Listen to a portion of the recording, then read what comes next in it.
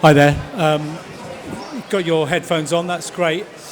In the olden analog days, I used to walk up to the venue a band I wanted to see was playing and buy a ticket over the counter, saving the booking fee. Imagine that. In 2019, technology has turned ticketing companies old and new into an essential part of the promotion program. And there are a number of key partnerships out there. AEG with AXS, SJM with C Tickets, and Live Nation with Ticketmaster. I leave the biggest to last because TicketFairy, which we're going to dig into this afternoon with co-founder Ritesh Patel, was singled out in several stories this summer as tech's best answer to Ticketmaster in terms of touting service fees and exclusive contracts. That was never actually your mission statement though, was it, Ritesh? No, we started the company as a method of de-risking the events industry because the biggest problem that event organizers face is actually not recovering the capital they've spent to organize their events and the expenditure of production, talent, marketing, and it's always a wild card as to whether you're actually going to make back the money you've spent on throwing your event. So really the intention for us was not to be another clone shopping cart ticketing platform, of which there were hundreds at the time. It was how do we leverage technology to drive more revenue, bring more people into a venue, monetize, streamline processes, and actually make a promoter, venue, festival financially successful, because if they're financially successful, everyone else also gets paid. To paint a bigger, sort of better picture of TicketFairy than that, perhaps that story, can you give us some numbers in terms of successes in the Southern Hemisphere and across the States, which I think are your biggest sort of markets at the moment? Yeah, Europe for us is the smallest market right now. We do a lot in New Zealand, Australia, the US. We have operations in India now as the events market is growing there. Working with festivals that are up to around 30,000 capacity so far. We do a lot in the gaming and esports space in the US as well. People like Twitch are our clients. We power the biggest festivals in New Zealand, for example. We just started working with the founders of Vans Warped Tour on their new festival series in the US. Done a lot internationally despite being from the UK. We just found that the market outside of Europe was a lot more receptive to new technologies. Yeah, that makes absolute sense. You've got, from what I've read, a sort of stellar list of investors and stakeholders too. Can you give us some examples and detail what they bring to the TicketFairy party? Yeah, so, we actually started when I was living in Australia and my business partner is English like me. What we found was that going to the US was going to be the most likely scenario for raising a decent amount of capital within the ticketing and events industry, because outside of that market, people are really risk averse. So we basically raise money from really, really credible investors, the seed investors in Dropbox and Airbnb, the CEO of Reddit, the founders of Twitch, the creator of YouTube put money in earlier this year. We have like the guy who heads up new markets for Spotify, guy who built the data science team for Uber. Really, really smart people who have built billion-dollar companies, exited companies for hundreds of millions, and are also able to visualize tech at really large scale. And so that's been a really good resource for us, where if we feel that there's a knowledge gap within the team that we have, it's a text message or an email away where I can actually say, hey, look, we're going into this market, we might even need to analyze data for hundreds of millions of customers. How would you approach this? And it's been really nice. They were quite receptive to you because you obviously went and pitched to them, and they'd heard of you, or did you teach them from the ground up about TicketFairy?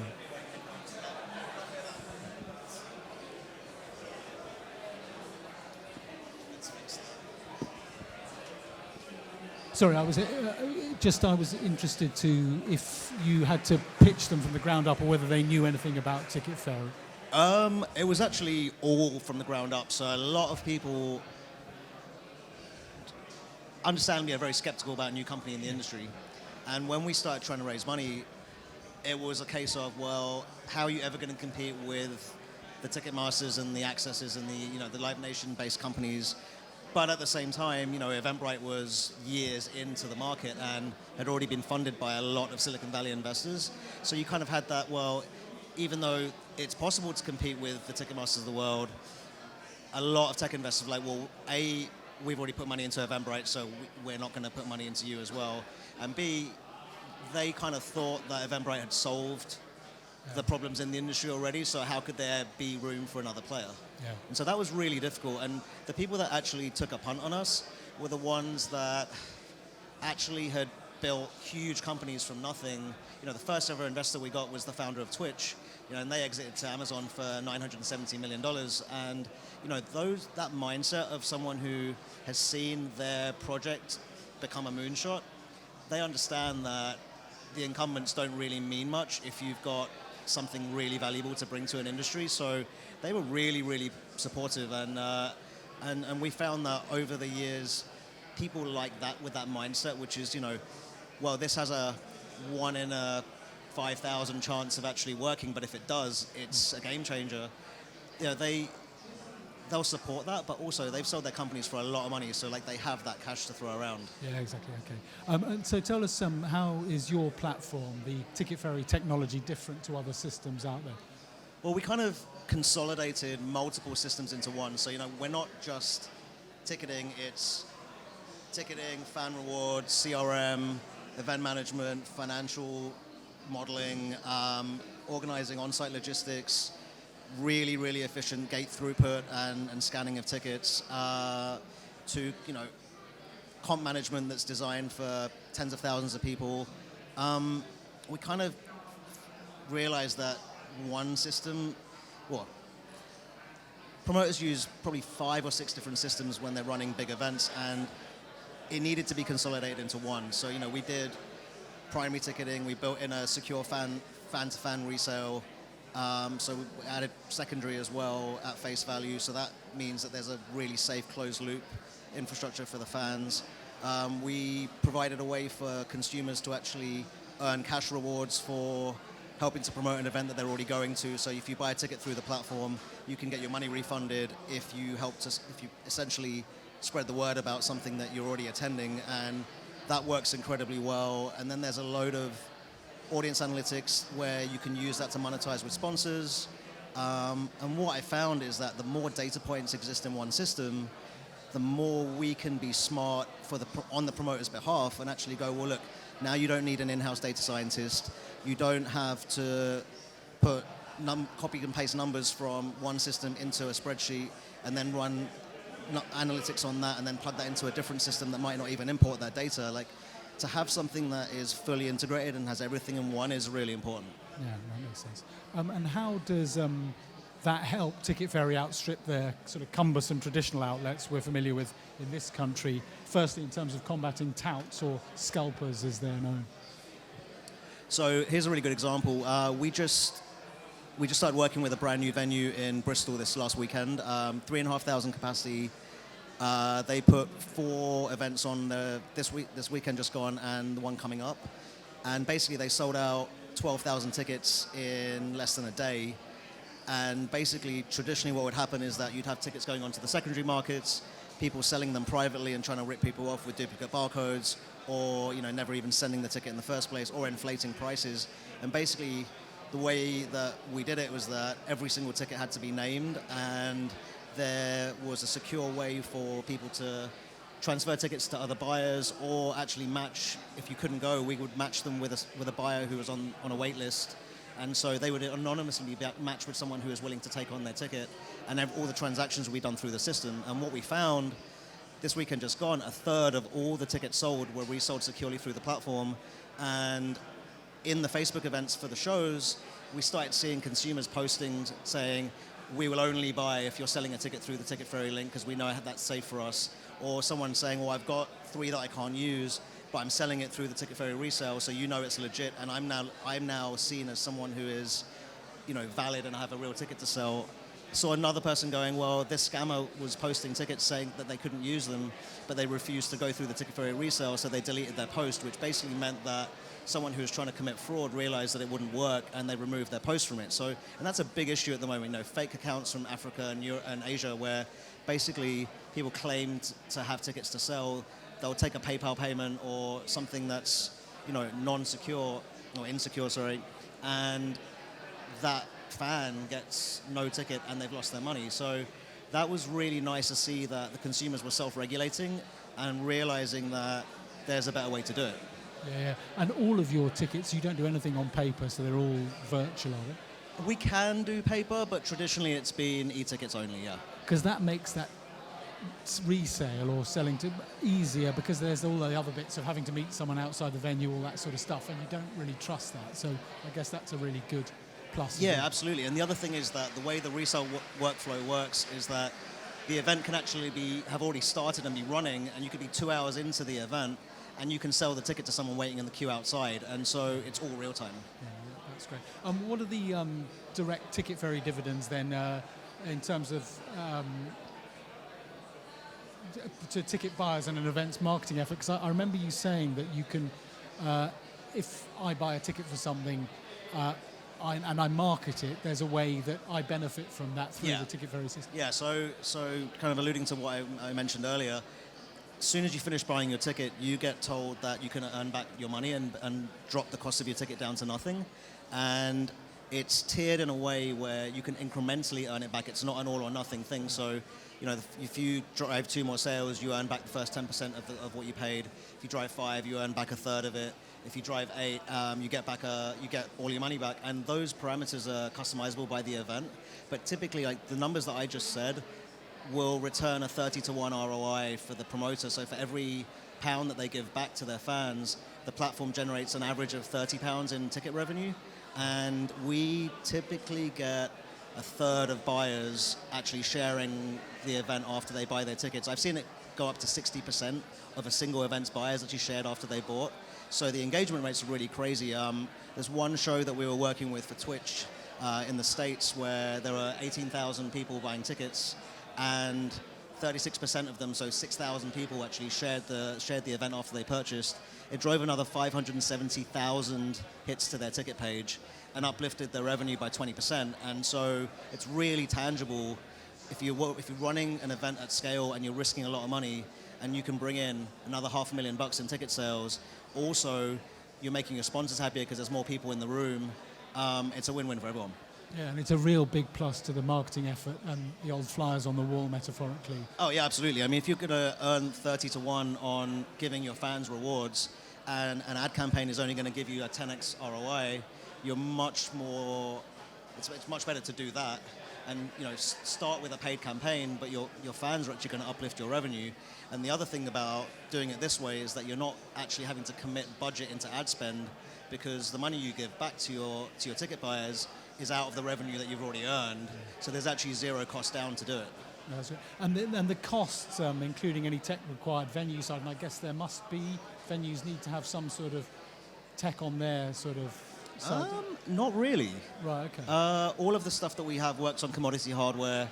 We put 3,000 people through the doors in 4 hours, both nights, Friday and Saturday this weekend gone in Bristol with off-the-shelf hardware, Right, okay. 100-pound devices. Our point of sale works on Square hardware that's off the shelf as well. We've tried to do it so that there's as little upfront cost as possible. We don't currently charge an upfront setup fee for the platform, and so we're just kind of the opinion that the sooner we can get someone live and earning more money, the better, and so we don't try and have barriers. And by working with you, it's on a cost parity with traditional ticket sort of companies, is it, or how does? Often cheaper. Is it? Yeah. That's not just marketing. That's actually sort of fact, is it? Yeah. Well, I was demoing to a venue in Texas. In fact, a series of venues in Texas the other day. Told them our fee structure, and they were kind of like, "Well, this is way less than what we're using at the moment, and does a lot more." And that's what I like to hear. That for something equivalent, we're actually providing so much more value. And it's not just about the ticketing fees. What probably saving them paying for 5 or 6 other platforms that have annual subscriptions because everything's built in. So it's just that you're being smarter with your technology effectively. It allows you to be more cost efficient in terms of what you charge. Yeah, I mean, I think it's about cost efficiencies for everyone. We've built everything into a self-service platform. The promoter or the venue can manage everything. There's no wait, emailing our team and saying, hey, can you set this up? It's all manageable by the promoter themselves. And that gives us a lot of abilities to work at scale and not have to, it's not like we have to go, okay, well, if we double the number of clients, we have to double the number of people in the team. It's all done through the software. Yeah, okay. You've alluded to it already, but UK is a tougher proposition because we're so set in our ways, basically, and resistant to change. Is that fair? I found that, but there's also a few misconceptions as far as I'm thinking in terms of how people are still promoting shows. And it's very common that a UK promoter or venue will split their ticket inventory across 5 different ticketing companies because they think, well, if I put 20% here and 20% there, that gives me some visibility in their mailing list. And when you actually think about it practically, if a fan is getting 10 different ticketing platform emails every single week that have very little relevance to things that they're actually going to attend, the open rate is going to be minuscule, then the click-through rate is going to be minuscule, and it's really this, well, it's a false perception of increased marketing, whereas let's say that we did 100% of the sales for a given show, every single ticket that gets sold has a potential ambassador as far as the consumer is concerned because they're being incentivized to share it out to people within their networks. And that's much more likely to be be seen and B, convert, because how many times have you waited to buy a ticket to a show because you haven't seen someone that you know is going yet, and so you wait for, say, 2 months until you're texting around and going, oh, are you going to this thing? But we're actually incentivizing people to broadcast the fact that they're going to a show months in advance, which lowers the barrier to you buying, and that means that you're more likely to share it as well. Yeah. So what events is TicketFairy working actively with in this country at the moment, and where do you want it to go? Where can it go?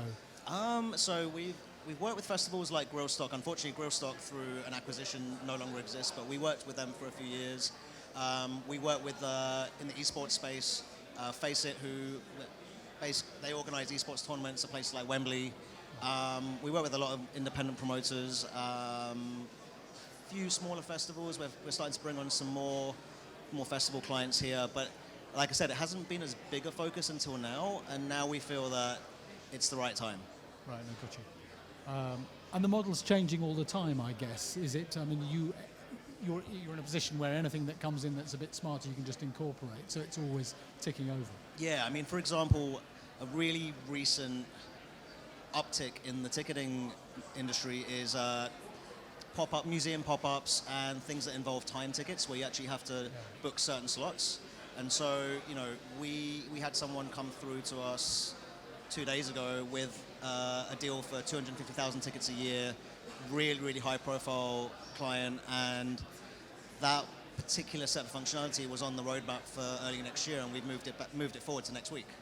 And so, we can be really, really agile with requirements where someone goes, well, I really need this, we can't work with you without that. And to be honest, because our goal is not to work with the amateur event organizers, it's always we work with professional events companies who have been around for a really long time.